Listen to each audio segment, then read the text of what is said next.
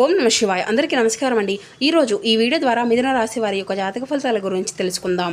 వీరి యొక్క జీవితానికి సంబంధించినటువంటి ప్రధానమైనటువంటి అంశాలు ఏమిటి, అదేవిధంగా ఏప్రిల్ 18వ తేదీ శనివారం రోజున మీ ఇంట్లోని వ్యక్తే ఇలా చేయబోతున్నాడు అంటే మీరు అసలు నమ్మగలరా? అసలు అతను ఎవరు, ఏం చేయబోతున్నాడు, అసలు ఈ రోజున మీ ఇంట్లోనే వ్యక్తి ద్వారా మీకు జరగబోయేటువంటి నష్టము అనేది ఉంటుందా, లేదంటే లాభం జరగబోతుందా, అసలు ఇంట్లో వ్యక్తి ఇలా చేయడం అంటే ఏంటి, అన్ని విషయాల గురించి కూడాను చాలా వివరంగా ఇప్పుడు ఈ వీడియో ద్వారా తెలుసుకుందామండి.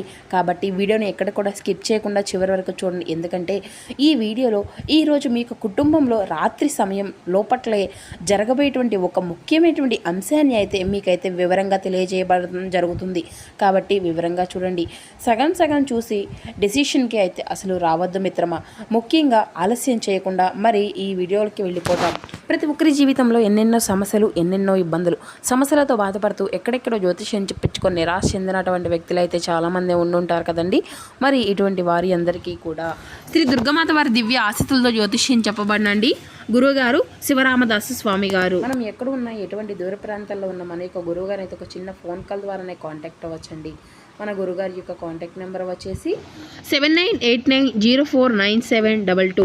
మీకు అది ఏ విధమైనటువంటి సమస్య అయినా కావచ్చండి. దానికి తగినటువంటి మంచి పరిష్కార మార్గాన్ని మన యొక్క గురుగారు పూజల రూపంలో కానీ పరిహార రూపంలో కానీ మీకు అయితే తెలియపరుస్తారండి.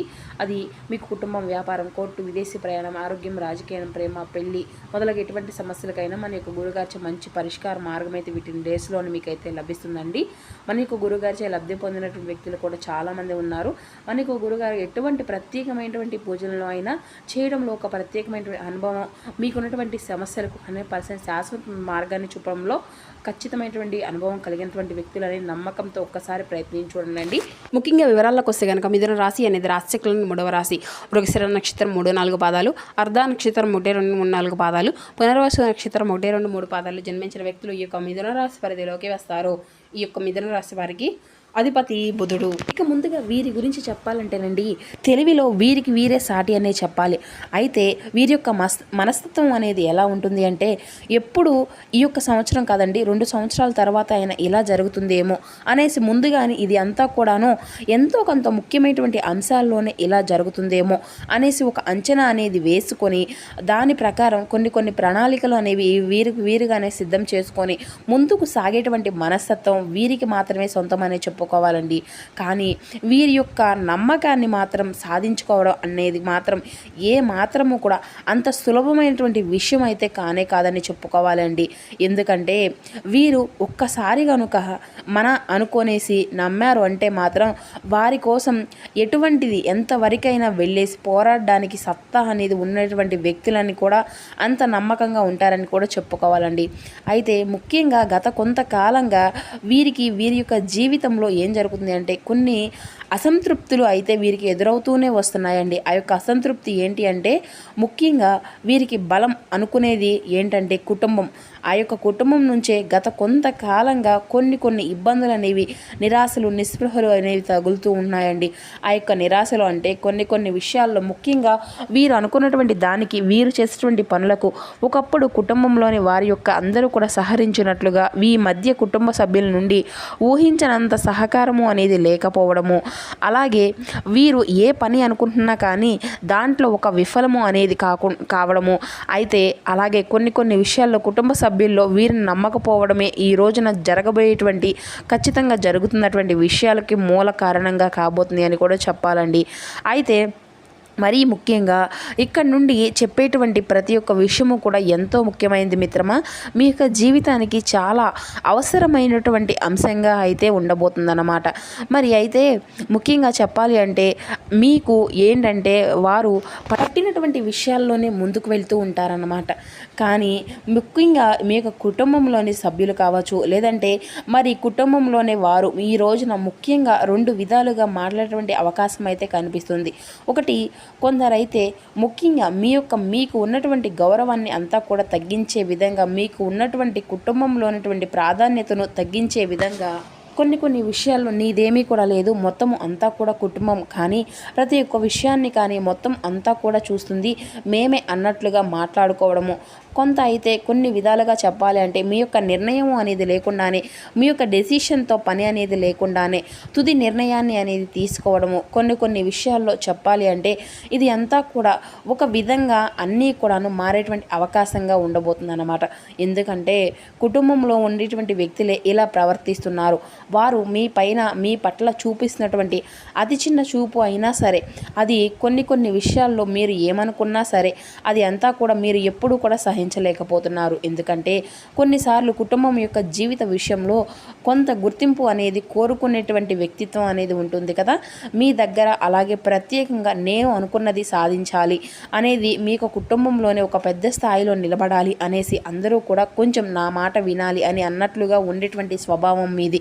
కానీ కుటుంబంలో మీ యొక్క సోదరులు కావచ్చు, లేదంటే మీ యొక్క తండ్రి గారు కావచ్చు, లేదంటే మీ యొక్క తల్లి గారు కావచ్చు, ఎవరైనా కానివ్వండి సరే, ఈ యొక్క నిర్ణయం అనేది కూడాను అనేది లేకుండానే కొన్ని కొన్ని విషయాల పట్ల మరి మీకు అంతా కూడా ఫైనల్గా ఏది కూడా చెప్పకుండా డెసిషన్ అనేది తీసుకొని వాటిని ఫైనలైజ్ చేయడము, అలాగే కుటుంబంలోని ఒక సభ్యుడు ఇంతకాలము కూడా మీకు తెలియకుండా పెట్టినటువంటి ఒక పెట్టుబడిని కూడాను ఒక్కసారిగా బయట అనేది పెట్టడము, మరి కొన్ని కొన్ని విషయాల్లో కొందరు చేసినటువంటి పనుల నుండి కూడాను ఈ రోజున మీకు ఆకస్మికంగా ఒక్కసారిగా బయటపడడము మీ యొక్క మనసులోని చాలా బాధను కలిగించే విధంగా ఆ యొక్క పరిస్థితి అంతా కూడా మారిపోబోతుందన్నమాట. ఎందుకంటే మీరు ఇప్పటి వరకు కుటుంబమే నా యొక్క జీవితం, కుటుంబంలోని సభ్యులే నా యొక్క సర్వస్వం, వారే నా యొక్క కుటుంబం అనేసి వారే నాకు అన్నీ కూడా అన్నట్లుగా మీరు కానీ ఈ రోజున చూస్తే కనుక ఒక్కసారిగా మీ యొక్క పరిస్థితి అంతా కూడా తారుమారు కాబోతుందనే చెప్పాలి. ప్రత్యేకంగా మీరు అనుకున్నటువంటి పనుల్లో మరి మీకు ఆటంకం అనేది కలిగినా కూడా ఆటంకం కలిగించే విధంగా మీ యొక్క మనసు అనేది నొప్పించుకునే విధంగా వారు మాట్లాడినటువంటి ఆ యొక్క మాటలు అంతా కూడాను మీకు చాలా బాధను కూడా కలిగిస్తాయి. దీనివల్ల మీరైతే ఖచ్చితంగా ఒకటి అయితే మాత్రం బలంగా అంటే కఠినంగా మీరు ఒక నిర్ణయం అనేది కూడా తీసుకోవడం అనేది జరుగుతుంది. కానీ ఏమిటి అంటే అది అంతా కూడా బలంగా కానీ మీ యొక్క కుటుంబ సభ్యులు అంతా కూడా ఒకటిగా మారి ఆ యొక్క డెసిషన్ అనేది లేని, కుటుంబంలో ఏది కూడా జరగదు అనేసి ఎన్ని అనుకున్నా సరే, ఎన్ని చేసినా సరే చివరికి నా యొక్క నిర్ణయము అనేది తీసుకునే చేస్తారు అనేసి మీరైతే మీ యొక్క ఆలోచనలో ఇంతకాలం కూడా జీవిస్తూ ఉంటున్నారు. కానీ మీకు ఈరోజు అంతా కూడా ఒక్కసారిగా మీ యొక్క పరిస్థితి అంతా కూడా చాలా క్లారిటీగా అర్థం కాబోతున్నాయి.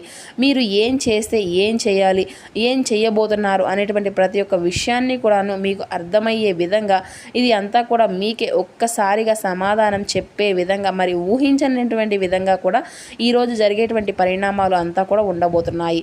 మరి ఎవరు ఏంటి అనేది కూడా మీకు ఈ యొక్క పరిణామం ద్వారా కూడా తెలుస్తుంది.